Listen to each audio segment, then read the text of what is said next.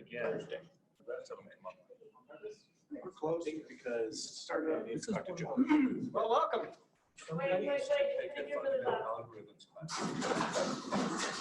Get down to the bottom. We also think. Sending an error message You know that. saying you need to follow yourself because you're only on. So welcome tonight. We'll probably have some more people come in, and that's okay with you. We're kind of a fluid meetup. People kind of come in, go, and typically what we've done is, if it's okay with you in the presentation, if you have questions, if you want to wait at the end, they can certainly do that, or during the presentation, you just decide what you'd like to do. But anyways, glad to have all you here. I'm glad to have you, John and Kevin here. Flew out, came here to present, and I think it's an interesting topic. We are going to, of course, as we normally do, record this live broadcast, which some people say, why do you do that? Because you have fewer people here, but I just want to make sure we get the information out. But I think we already talked about the kind of the other timing, whatever your content is. Usually if it can, if it goes to 7:30, we kind of say, hey, if you want to leave, fine, but we usually have a good conversation afterwards, or it doesn't have to go even that long. But, and anything else? I think maybe there's a couple of new people, or not kind of new here, but let's just do a little kind of a roll call where people are coming from. Kind of gives these gentlemen kind of a understanding of the genre of people. So what company are you coming from? My background's mostly .NET. It's okay. You can say Java. This is the first step to conversion. You can say Java, so you're fine. But representing yourself tonight, or Independent contractor. wonderful. I work for a company called ASG. I don't know much about Kubernetes, and so I'm just trying to get my head around it. And, Wonderful. yeah, Good to have you. Jason? Yes. I work at Rain Focus now. Yep. Wonderful, wonderful. Bob Pericini. I work for what was originally a spin-off of Zions Bank Corp, now owned by a company called Finastra, which is financial tech. So that's what I do now. Have you here? Good to see you, Ed. Stuart Jansen, and I'm hoping to hear some good contrarian arguments. Well, that's why we're here, man. All right. Yep, I know that. Josh Keefe, Name? we've also. Yep. Ed? I'm at SUSE and the public cloud team. Darren's still doing That's the only cloud since OpenStack got canceled. I guess that's public. But I saw the, the press was, it's not canceled, but kind of redirected. Okay. Rob Weaver, I'm from Workfront. I'm a cloud governance guy. Good to have you. Greg Gray, SRE at Reddit. Joe? I'm an unemployed teenager. It's all right. It's all right. Good to have you here. Doug? You're an adult now. Yeah, 18. You're in the right place then. A teenager. I don't care. Yeah, ends with teen. We don't care. I'm at Workfront as well. Joe? Workfront, of course, you're, Weave. Carson, I'm a weave. Let's put it that way. I'm basically a weave. Anyways. Again, it's up to you to kind of the format, how you like to do it, but I'd be happy to. want to introduce yourselves a little bit more of the content of. Absolutely. Let me go ahead and get my slide deck up just so that I don't have to. Single slides will cooperate. Oh, look, it didn't.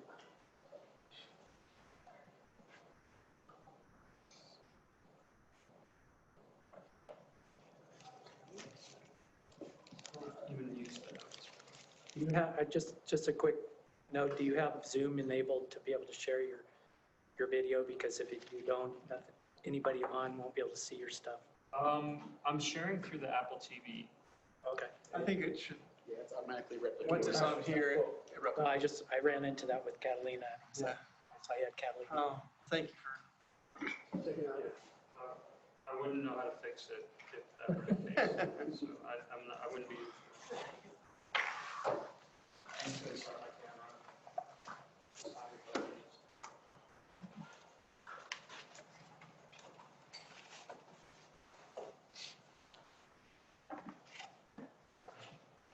So, hello, everyone. My name is Kevin Crawley. I work at a company called Instana. We do application performance management and monitoring, tools around observability for microservices, essentially. That's not what this talk is about. This talk is actually about being cloud agnostic, because this is something that we struggled with at Instana at the very beginning. Like, how do we design our application and our services? And how did those choices really shape our future? And how has it enabled us to deliver value to our customers today? So just a little bit about who I am. I do developer relations at Instana. Senior DevOps Evangelist is my official title. My focus is around education and awareness, building webinars, blogs, conference talks, tutorials, workshops, etc. is what I spend most of my time doing if I'm not on an airplane. I have a product focus on SRE topics. So what that means is I work with our product team around our machine learning and AI capabilities in regards to how we handle alerting and those types of features within our product. I'm also the principal SRE at Single Music, and I'm principal because I'm the only one. It's a small startup in Nashville, Tennessee that I helped a couple of my friends start a few years ago, and it's kind of blown up. We're installed in a lot of major stores, and we helped Tool reach #1 on the Billboard with our technology. I'm not here really going to talk about Single Music very much. I have 20 years of software development experience. I've worked with mostly open source tooling, Java, Perl, Python, PHP, those types of tools. My favorite language now is Go. That's my favorite. Go's the best language. You're not wrong. No, it's totally valid shout out. I am a Docker captain, which means Docker said, hey, you're a captain. And GitLab hero, same thing. GitLab's like, hey, you're a hero. I'm like, awesome. So what is cloud agnosticism? What does it mean to be cloud agnostic? And I would define this as my definition. I didn't steal this from anybody. One thing I do want to preface any of my talks with, I steal like 90% of the content from somebody else. This one I did not. It's the ability to move your workload from one cloud provider to another with extremely low risk / effort. Notice I didn't say no. There's anytime you move applications, there's risk and effort, but relatively low, meaning, hey, can I do this in a weekend, right? So I just want to kind of poll the audience, do some Q&A. There's no real wrong answers, and you can totally not raise your hand if that's cool with you. How many of you manage workloads in the cloud? That's like something your organization does. Awesome. How many of you manage workloads on-premise and hybrid, right? Probably about the same amount of hands. How many of you manage workloads across many cloud providers, multi-cloud? Wow, a lot of you. How many of you strongly feel that running workloads in one cloud provider versus the other will save you time and or money? Oracle thinks that. How many of you feel that avoiding lock-in is a good reason to build a cloud agnostic stack? So it seems like a good idea. And how many of you feel that cloud agnosticism is a myth? Does anybody agree with that statement? Okay. So I'm just kidding, there are wrong answers. What we're going to talk about really here is we're going to go over like some of the different variations of what kind of lock-in exists historically and today. We're going to make a business case for being cloud agnostic. We're going to tie it all together. I'm actually going to do a demo of Instana on Kubernetes because it kind of fits. We're going to be able to explain our use case for cloud agnosticism and to explain like the technological challenges we've had. It just makes sense to do a 10-minute demo of it, and it won't take more than 10 minutes, I promise. So how do we deal with lock-in in an organization? And this is from an article Martin Fowler, he posted on his blog about handling lock-in in modern architectures. It's actually a really good article, and most of this talk is actually based off of the content that he wrote there. But the point of avoiding lock-in is that we're trying to understand our business's needs. We're trying to understand how much money running on cloud X versus cloud Y is going to cost, because the people at the top of that building, the executives, they care. The people in the middle and the bottom of the tower, they just want to get their work done, and they don't, they have their opinions, right? AWS is better than GKE or GCP or whatever. But at the end of the day, this all costs money. And what we choose is going to constrain us. So we try and make a decision, and we try to decide what trade-offs we want to make based on the technology we choose. And if anything, we want to walk away from any kind of conversation about lock-in in our organizations. We want to walk away with a decision. We don't want to punt the ball. We don't want to kick it. We just want to make a decision and execute, and at the end of the day, deliver value to our customers. So what's vendor lock-in? This is something we don't really deal with a lot anymore because of all the choices we have. This used to be something that we would talk about back in the 60s, 70s, and 80s, getting locked in with IBM or Oracle. This is really just centered around a single vendor providing everything, hardware, software, as well as support and logistics. Why did people choose IBM? Well, because of course you weren't going to get fired, right? I mean, like the whole idea was like these people were, at the end of the day, if something broke, you could call them and they would be the ones who would come and fix it. And realistically, choosing a single vendor reduces complexity at first, but what ends up happening in a lot of organizations is that they'll either be acquired or they'll acquire somebody else who didn't choose the same vendor. And all of a sudden you're supporting IBM, Oracle, Red Hat, Microsoft, etc. So at the end of the day, vendor lock-in quickly stops becoming a focus on organizations because it's not realistic. It's not something we really think about today. But what we do tend to think about today is product lock-in. I would coin this as the new vendor lock-in, and really how are we, this is really more of a question around how are we accessing APIs and products specifically. Like for instance, managed open source services, open source software such as Kubernetes Elastic versus managed providers, so EKS, GKE, etc. Proprietary products such as DB2, Redshift, DB, BigQuery, and libraries and abstracts, Hibernate, Eloquent, JMS. These all tend to tie us into those products, and it's not necessarily a bad thing. We don't necessarily want to avoid being locked into Hibernate because it solves a problem. And ultimately, at some point, maybe we have to move away from that, but it's just something that we tend to accept. Version lock-in exists. Anyone here still stuck on JDK 6? That's it. That's the slide. So this is really one where this is just lazy IT, right?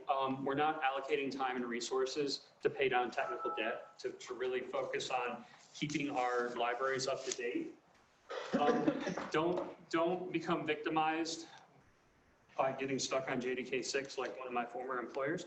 It wouldn't be hard to figure out by looking at my LinkedIn. But the point here is even water has an expiration date. Make sure to keep your stuff updated. Architecture lock-in. Build with the concept that everything is going to eventually change because the architecture choices you make today, Kubernetes, it's gonna, guess what? It's gonna be legacy in 10 years. It's just fact, right? If we look at the cycle of things, VMware and the VMs are now legacy, and that was the hot stuff 10 years ago, right? So accept that the choices you make today are going to constrain efforts or cause toil. Just be prepared for it. And you're only locked into it if you don't accept that inevitability and build for it. Don't overinvest in being all in on Kubernetes. Use it for what it's good for, and if it's not good for serverless, use something else. It's not good for monoliths. Use something else to run your monolith. Platform lock-in. This is my blog post on Kubernetes, right? This is where we may over-design or overthink how we use our platforms, but this is more focused around how you're using those proprietary services in the cloud. So things like how are we defining user access policies around IAM? How are we handling the architecture of our applications? And how are we handling the networking?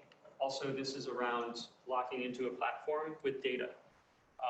At this point, Instana has I think we're coming up on a petabyte of data. We're not moving that anywhere.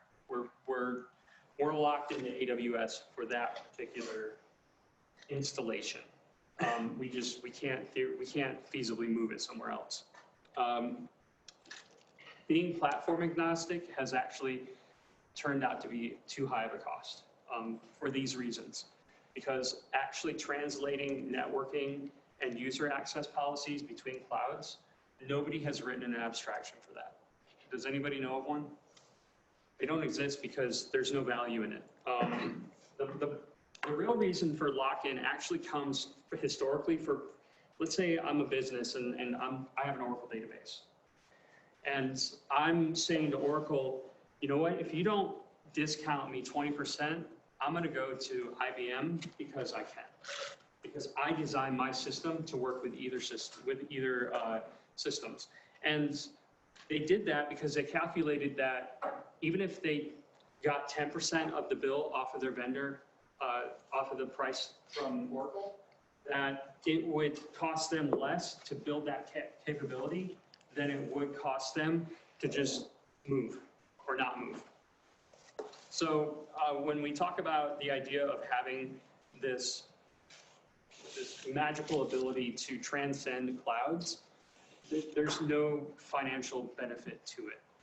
AWS, you tell AWS, I'm gonna go move to Azure, they're gonna be like, it's out, it's cool with me, like, see you later, right? But then there's also soft lock-in.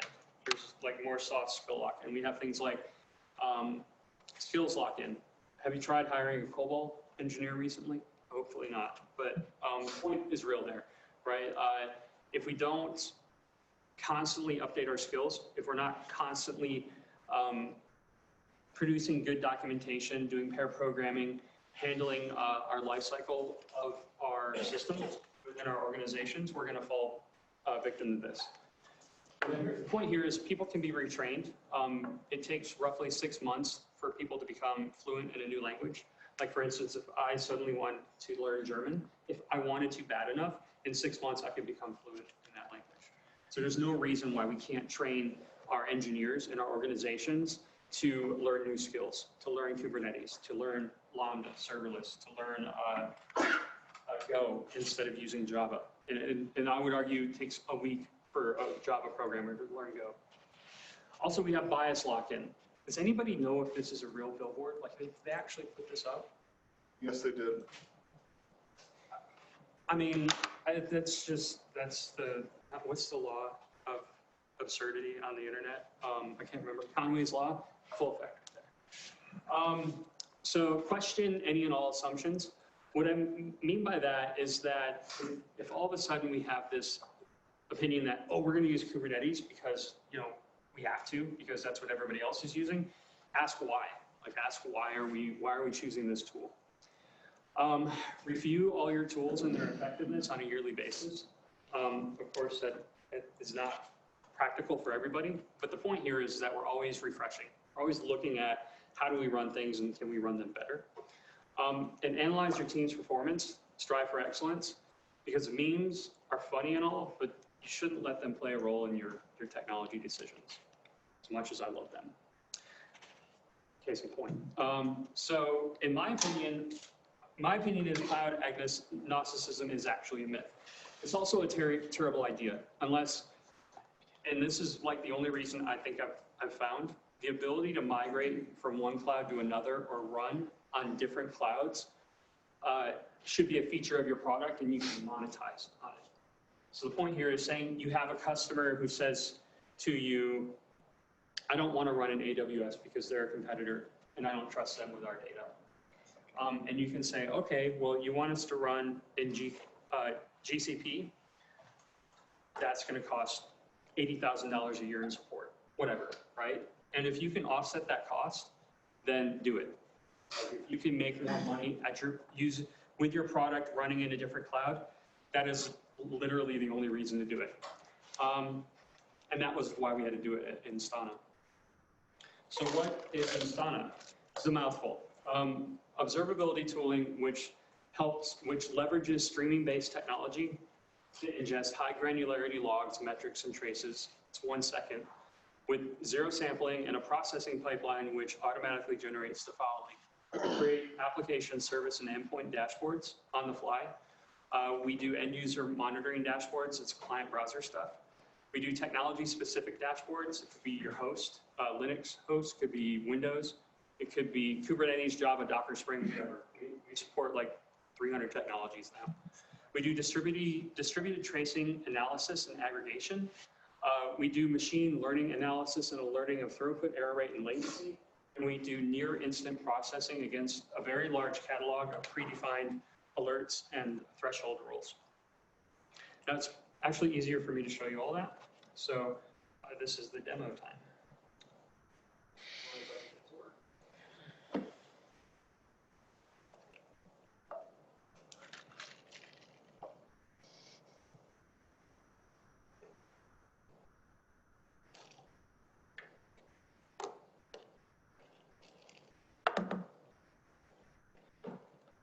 All right, so I have a Kubernetes cluster running in GKE. I already have some ingress rules and my traffic load balancer running so that I can actually access the web application.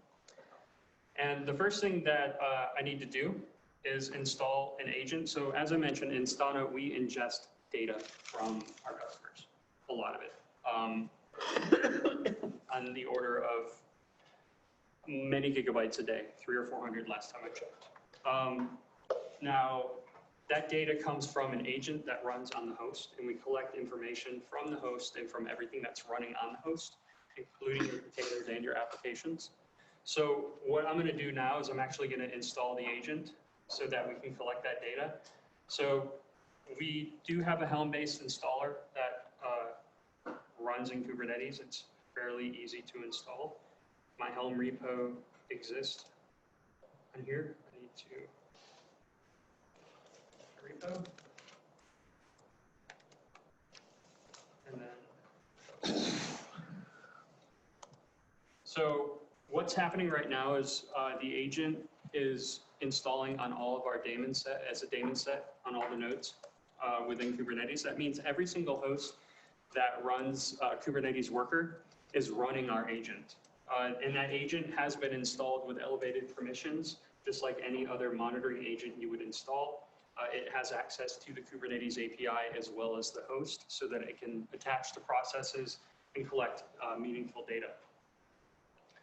So while that is installing, I'm actually going to deploy my application into Kubernetes.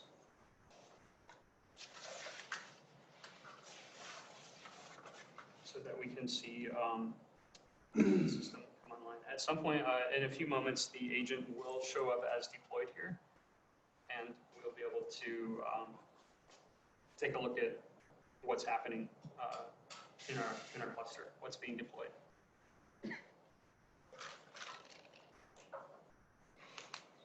While it's doing that, I actually didn't do a dry run of this, so we'll see how terrible this demo has the potential to be.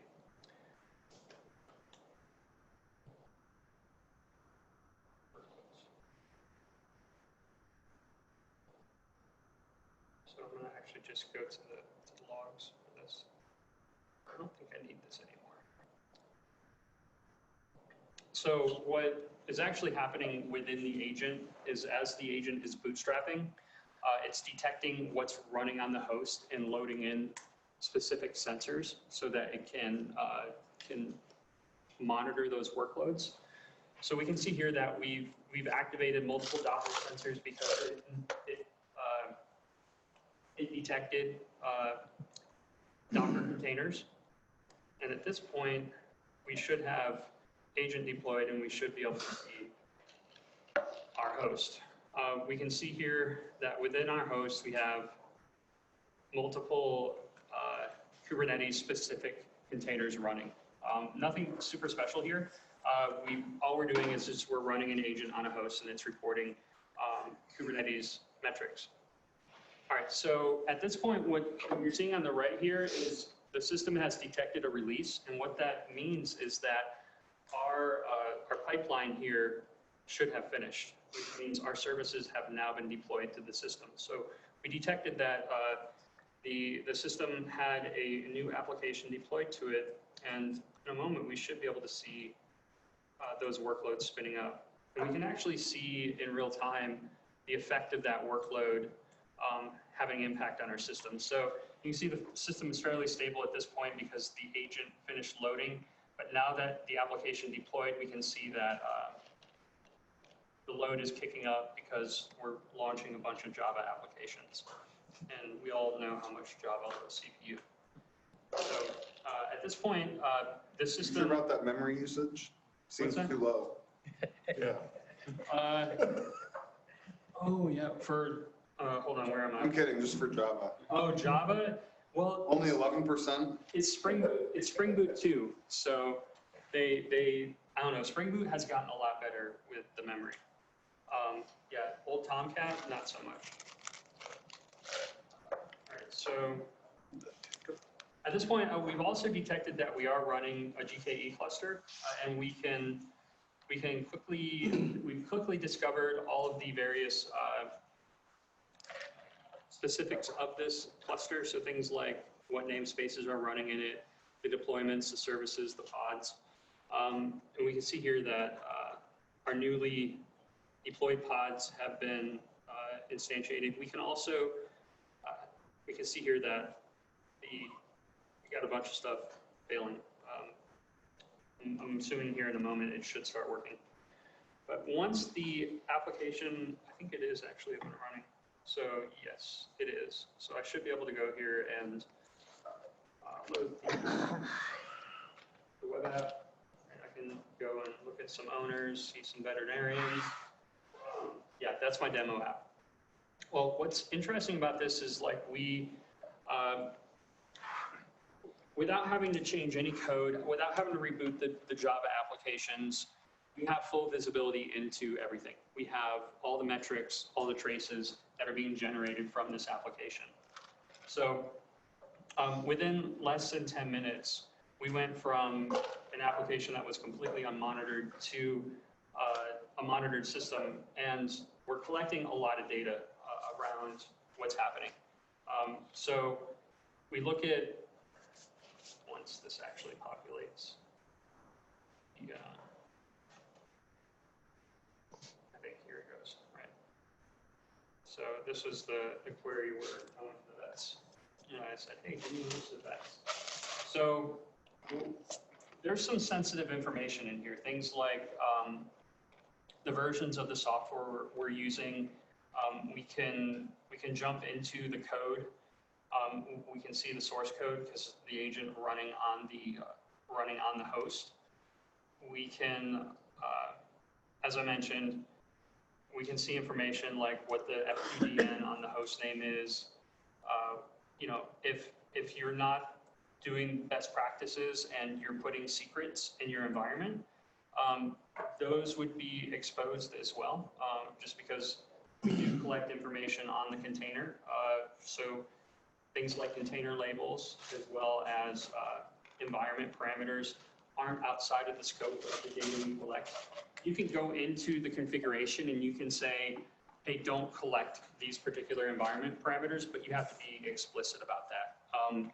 You know, it's not super easy to determine if something is a secret or not. There are in some cases where we can determine if there's a secret, but like for instance, if the environment variable name is secret or has secret in it, we assume that it's a secret and we obfuscate it. obviously. But if you were to put something in there that wasn't entirely clear, it would leak. So this really goes back to what I was saying earlier with regards to some of our customers being like, well, we want this to run in our data center, right? We don't want this to run anywhere else. So what we discovered is that being cloud agnostic was not necessarily the same as being multi-cloud. And let me talk a little bit more on that. I do need to switch my monitor back to, that's not going to help me at all.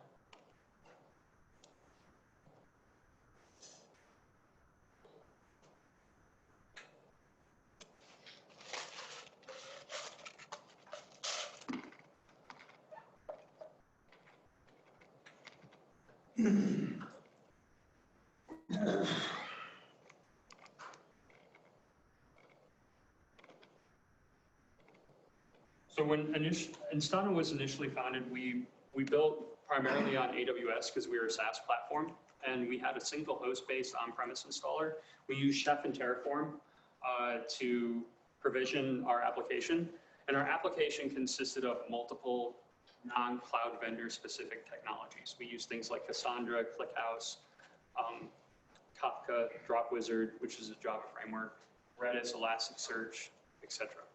These are all technologies that we could deploy anywhere, and we specifically didn't go with cloud-specific product offerings because we did want to be able to do a host-based on-premise install. Eventually, we built out a lot of tooling to handle scale-out specific to AWS using Chef and Terraform naturally because we built the application on Nomad. So we talked a lot to Nomad on scaling, and we leverage a lot of Chef and Terraform to manage the scale out of our backend components, things like Elasticsearch and Cassandra and Kafka, adding new partitions and whatnot. Now, what ended up happening is here recently in the past year or so, customers started asking for scalable on-premise deployments. And the reason is because a single host can only ingest a finite amount of data. As I showed you in the demo, we collect a lot of information, right? About all the interactions that happen between services. Some of our biggest customers will generate over 40 million events in 6 hours. Right, and within those 40 million events, there could be over 250 million traces. Each one of those traces takes up 4 bytes. You do the math. It's a lot of data. And so when you start talking about scaling or storing that data at scale, you have to be able to scale out Elasticsearch, Cassandra, and Kafka. You'll need multiple nodes handling the workload. And as a result of that, we were like, okay, go crap. We're going to have to be able to scale out in these other cloud providers. And so because Chef and Terraform provide the automation tooling and the defined DSL constructs, but not the abstractions, we just had to go and build and spend months building specific tooling for those platforms to be able to scale out on them. Moving the Instana backend for just a single host for like a small-time customer, no problem. We managed that when we first started. But to be able to do it for our actual scale product, it's taken several months. So it's not easy and it's not quick. It doesn't happen over a weekend. So if you are multi-cloud, what I would highly recommend is consolidating your tools. If you're using Ansible, Chef, Puppet, CloudFormation, and Terraform, God help you. Maybe pick 1 or 2, 2 at most. Same thing with the rest of that stuff, right? There's a special place in my heart for Mercurial, but try and get rid of it if you can. How do we determine what's best and what's not? Well, the stuff that Gartner uses and I hate using anything Gartner. But this could be useful if you're trying to decide on what technology to use based on whether or not you want to worry about lock-in. I think it's nonsense. I think you pick the best tool for the job and you work with that. But nevertheless, how do we pick the best tool? In this particular 2x2 matrix, we have a switching cost axis and we have a unique utility axis. The switching cost helps us indicate the difficulty in moving solutions or moving products. And the unique utility will help us distinguish the advantages over the alternative. So the 4 categories we have as disposable. These are components which can be easily replaced or discarded. I would put tools like IDEs in there, or like general purpose libraries. Left pad, anybody? We can dispose of that. Accepted lock-in. This is an area where we trade off massive utility for lock-in. A good example of this is something like Amazon SES. You build a tool specifically using that, and somebody told me the other day that Google bought, or just actually 2-3 hours ago, Google bought Waze, and Waze is still on AWS today. And that's because Waze was built using all of AWS tools and products, and Google doesn't have a comparative alternative, so, well, they're just going to pay AWS until who knows. Caution, which is like the least favorable category, we have lock-in, but we don't have any real benefit. Like choosing a specific relational database here is kind of like something I would consider falling into this category. MySQL versus Postgres, whatever. Ideal, which is like the area we want to live. It's a paradox, though. It's how can you have a unique ability, right? How can you have a unique ability but be generic enough where you can switch to another provider? I don't think you can. I don't think it's possible. So a good example of this is an iPhone, right? Once we're on the iPhone, we tend to accept the ecosystem and stay on it because there's a ton of value there. Even Android people would probably not argue with that. I love you, Android people. The carrier contracts are another form of lock-in, but rarely does one provider provide value over another. So it's pretty easy for us to switch between AT&T and Sprint or T-Mobile. The phone chargers are disposable, and with dongles, our problems are solved magically. I have 8 of them in my bag. That's great. And then messaging apps also is one that gives us a lot of utility, but they're fairly common feature-wise.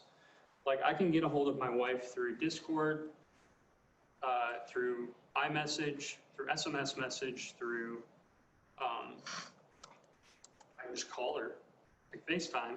Like there's a ton of ways I can contact my wife. So like there's not like a ton of differentiators here, right? And this goes back to the paradox thing. How can any of these apps stand out if they basically do the same thing? So one way that we architects and people who are making the decision on what kind of technology to choose would probably build a chart based on these dimensions.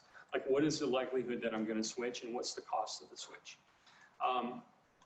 The cost of the switch should represent overall cost from time, money, and lost opportunity, and the likelihood should include factors such as loss of vendor support.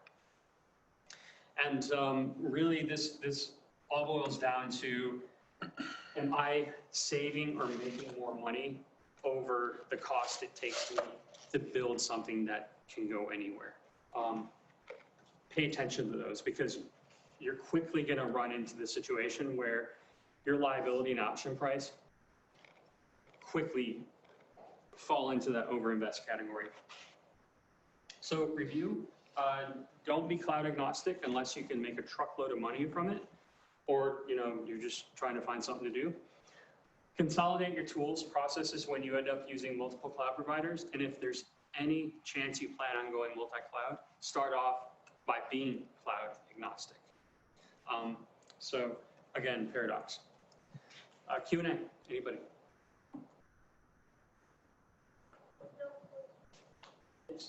You're essentially describing the ecosystem that was I'm not certain I'm gonna be able to say this right, but the way everything started, where everything was big and you stayed with one company forever, and then 20 or 30 years down the road, you eventually traded in everything for something new, usually from the same source. When I was at IBM, we literally had people who had, these are mom and pops, not big companies, who had one machine that they've had for 30 years, and it's run nonstop for 30 years. Yeah, and I think that the one thing that has changed since then is the proliferation of open source, right? I would think, well, obviously a lot more has changed than that, but I think that was the catalyst that broke that, that type of mentality and that type of approach in business. Right, but then we've cycled back, and it seems like a 25-year cycle. So do you have any perspective on what might break it again? I mean, it literally started to change when the PC got cheap, and we could afford to do things without having to spend $1 million on a machine. You know, I think that being a Kubernetes meetup, I would be, you know, tomatoes would be thrown at me if I didn't say that Kubernetes is supposed to help solve that problem, which is the idea that we build our workloads in a way that aren't specific to one particular technology or platform. But the problem here is that, you know, already, you know, for instance, you know, I know of several shops that do Kubernetes that have a mountain of tooling around it, and that's just another form of lockdown, right? Like, you know, say for instance they decide that they want to do serverless. Well, you know, they want to go completely to lambdas and functions as a service. Well, yeah, sure, there's Knative, but the tooling around that is what keeps us locked in, I think. You know, you have the story of, I think it's Segment, where they went all in microservices. They had over 100 microservices, and then they were like, they did a blog post 2 weeks ago, I think, where they're like, screw it, we're going back to a monolith. And they literally took their microservice application and put it into a monolith, right? So, you know, are we going backwards or are we going forwards? I don't know. I think that we have more choice today than we have ever in the past. And that's not necessarily good or bad. It just means that I think we run into situations where we have,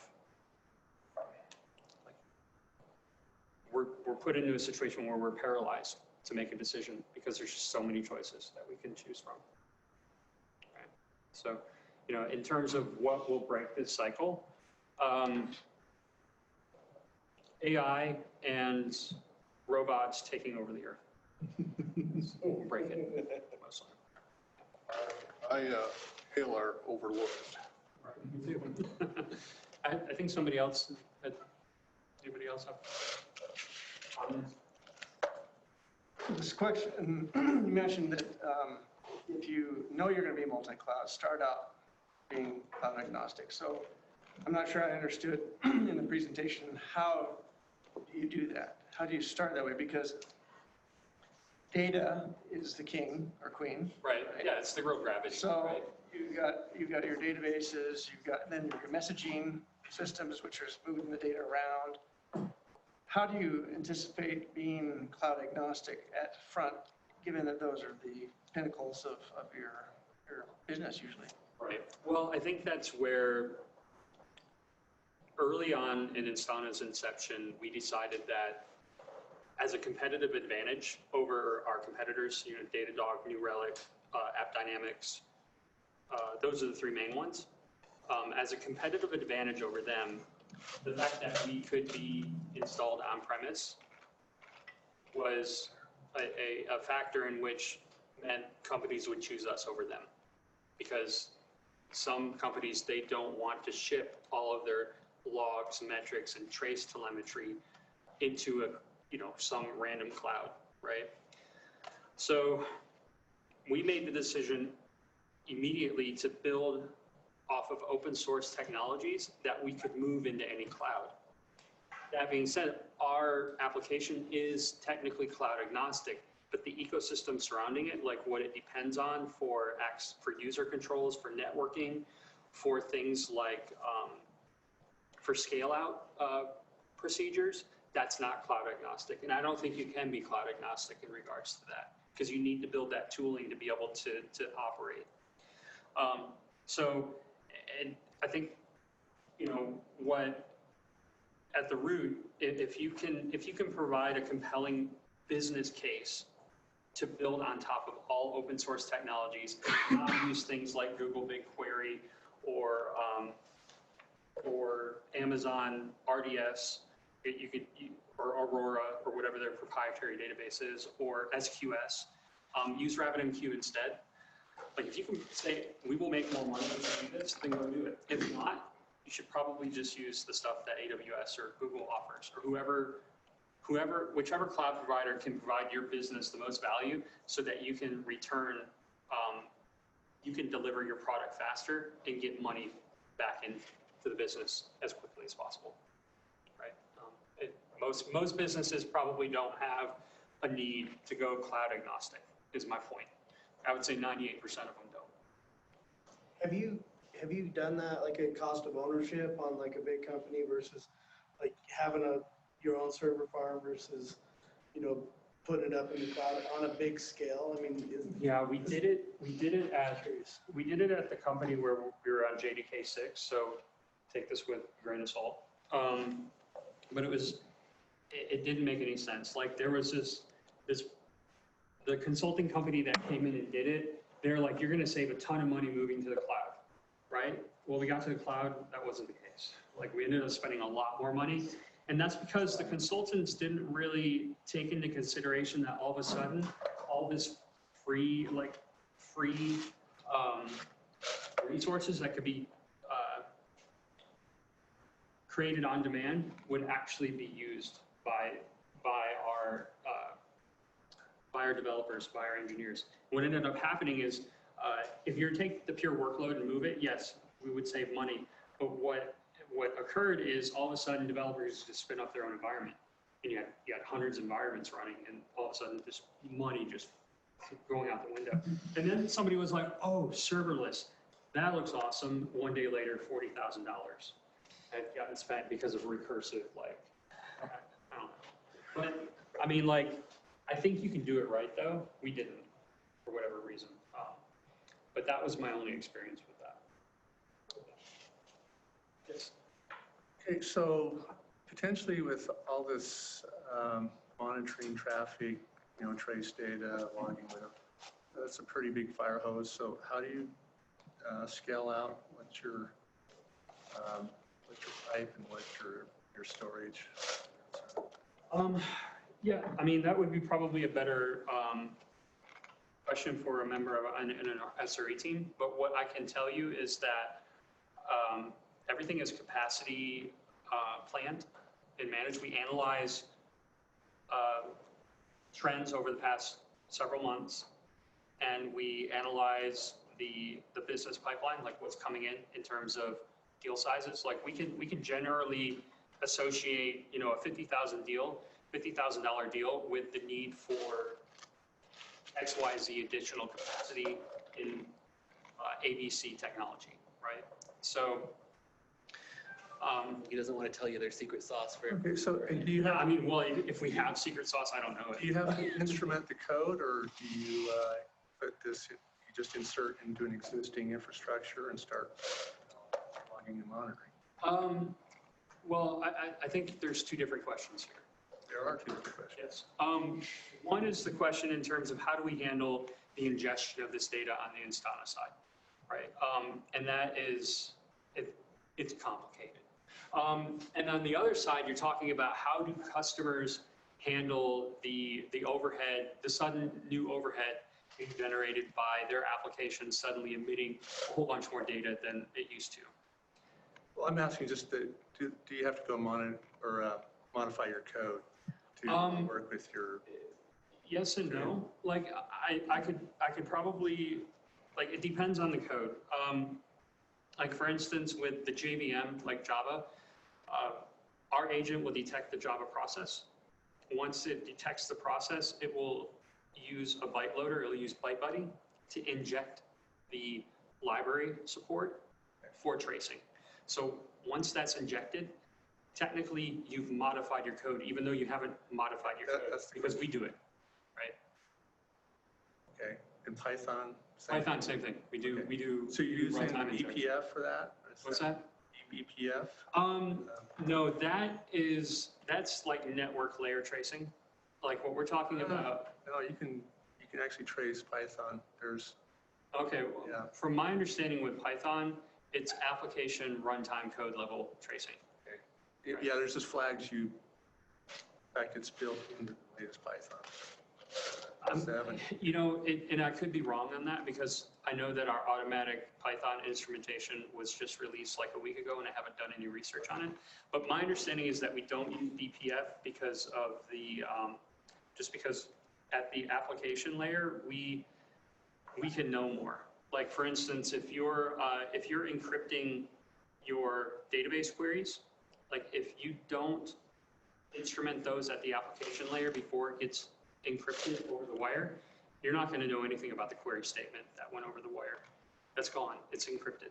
So if you instrument at the application layer, you can collect more metadata and more information before it hits the wire and before it becomes encrypted and obfuscated. And really, all you're getting from eBPF is timing. And Anyway, we'll go. Yeah. That is not true. Okay. I can show you that it is not true. well, I mean, okay. I'll just give you the link to the page that, Okay. yeah. That's my understanding. Okay. Like I've been wrong a million times before, so it wouldn't be the first time. No, I only say that because I've done it and I know how it's done. And you'll probably find that the way you did the Python insertion is with that. That's probably the underlying mechanism. Very well could be. That's my guess. Anyway, I'm done. Okay, cool. Yes. You mentioned you guys looked at, you enjoy using open source tools, and you looked at finding ways, since they don't have the abstractions to go multi-cloud, you kind of built around those. Did you find any that worked better than others? Were you already locked into Chef enough that you didn't have alternatives? I think that for the most part, Chef was used to manage the provisioning of our data services. And Terraform was more suited towards our infrastructure, right? Terraform did most of the work, and it's very well possible that we switch to something else. I just don't know what. That would be something that I need to ask about, because I know that the project that is underway to actually bring this into the other clouds, like it's coming to an end. It's not finished yet, but it's pretty close. Yeah. Yes. So do you have a sense of, sorry, what percentage more it costs for you all to be cloud agnostic versus just picking one cloud vendor? I don't know if we do any real business analysis around it because it's part of our operating model. Right? So it doesn't make sense for us to analyze those types of costs yet. I'm sure at some point, once we do have that full capability in place to where we can move our highly scalable back-end system between clouds, that we will figure out which one is cheaper and then go move to it, because that makes the most sense. I was just wondering also from like a developmental cost perspective. Because often that can cost more than anything else. Yeah, I mean, in terms of... Not the cloud provider, but actually developing. Yeah, I mean, like you have to support, you have to have the staff with the skills to support those tools and those environments, for sure. I mean, like, I think it all kind of equals out in the end, almost, based on, you know, unless, of course, you're building for OpenStack and then you're never going to find anybody, so. Yes. So So with these clouds all going at their, high pace of evolution, I mean, isn't it? You not see them doing the same type of service on their own or finding you and saying AWS, now this is our service, I mean, isn't that? You mean like in terms of like doing the observability stuff or Yeah. they already do. I mean, like you have things like App Insights in Azure. You have Stack Impact in Google, and you have CloudWatch and X-Ray in AWS. They're all three very different tools with very different capabilities. The alerting and the management of dashboards in all three of them are very different. Where I think having one tool like Instana comes into, is a big advantage, is that we can monitor workloads on any of those clouds. We bring that data and we analyze it in a consistent way, and we alert on it in a consistent way. And so you don't have to pay 2-3 different operations teams to manage the monitoring. You only have to pay 1 or 2 engineers to do it for a large company. And then also you don't have different, again, this goes back to the slide where I talked about like consolidate your tooling. Like there's no reason to have Chef, Puppet, Ansible, yada yada. Like pick 1 or 2. Right? Yes. So let's say you have a product that very large customers and they mandate that you can't be on this cloud provider, or worse, they mandate you have to use this cloud provider. How would that bias your decision on designing and going forward? Well, I think that's covered by that one use case where it says, if I can make money from this, then do it. So I guess one way to look at it would be, is this customer worth losing if you say, go stuff yourself? I mean, and that's really the question you're asking here, is is all this toil and effort and support cost worth their business? If the answer is yes, then you do it. If it's no, then get out of here. Right? I just you mentioned that company that went from microservices back to a monolith. I forgot the name you mentioned. Segment? I think, can anybody remember reading that? I think it is. I know who we can ask. Alexa? I asked Alexa to make me a sandwich, and she made me a sandwich. Literally, she said, "You are now a sandwich." Great.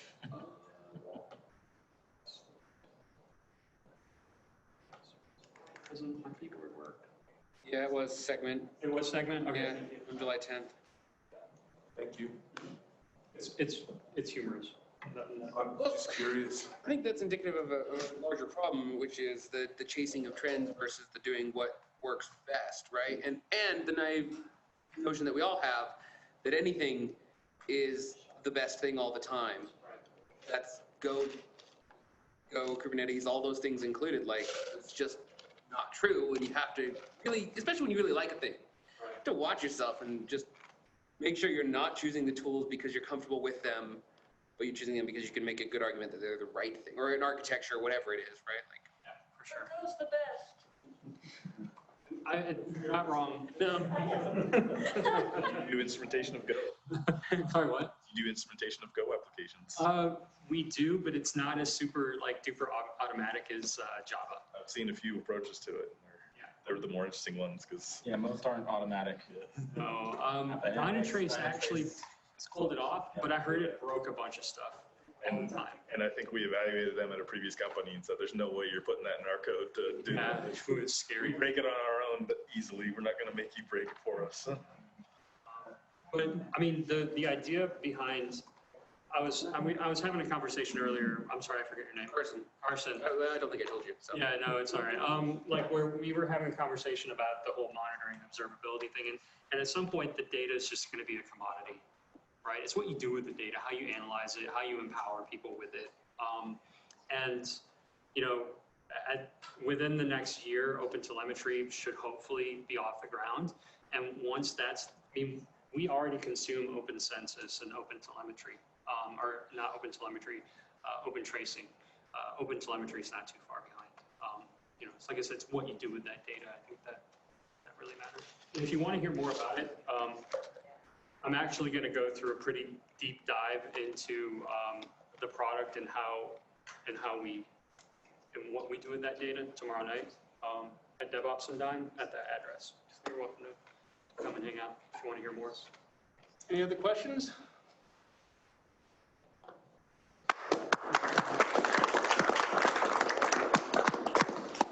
Thanks, Kevin. And stick around if you want to do some more. We always give our speakers a little feedback Kubernetes. You moved your name.